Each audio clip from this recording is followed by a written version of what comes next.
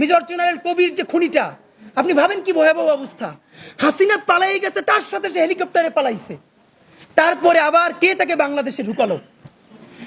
বাংলাদেশের সমস্ত তথ্য দিল্লিতে গিয়ে পাচার করে এসে দিল্লির সমস্ত অর্ডার গুলো নিয়ে এসে ক্যান্টনমেন্টে হাজির। বাহ, আমরা অদ্ভুতভাবে খেয়াল করলাম এইরকম গুম কমিশনের ভয়াবহ মানে বলবার মতো না। মিডিয়াকে ডিজিএফআই বলে দিয়েছে সারাদিন মব দেখাও। এই ফাঁকে ফাঁকে আমরা কি করব? আমরা প্রত্যেকটা আয়নাঘর ভেঙে ফেলবো। এই ফাঁকে আমরা কি করব? ক্যান্টনমেন্ট থেকে 626 জন যে গণহত্যাকারী তাদেরকে আমরা পাচার করে দিব। এই ফাঁকে আমরা কি করব? আপনি ভাবেন এদেশের নিরাপত্তা কোথায় আছে? এই রাষ্ট্র টিকেই রাখছে আল্লাহর এইখানে 18 কোটি জনগণ। এই জনগণ ক্যান্টনমেন্টের জনগণ নয়, এলিট জনগণ নয়। এই জনগণ ভ্যানওয়ালা, সবজিওয়ালা, শিক্ষার্থী, শিক্ষক, বাংলাদেশের আপামর জনগণ।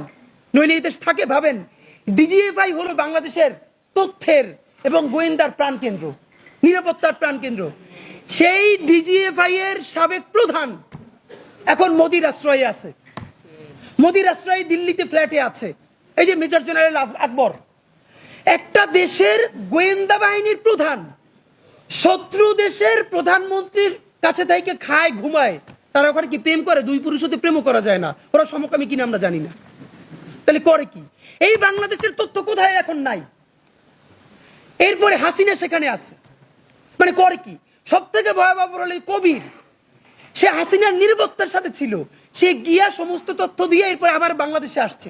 এখন আমরা শুনতে পাই সে নাকি 2-1 দিন আগে পালাই গেছে।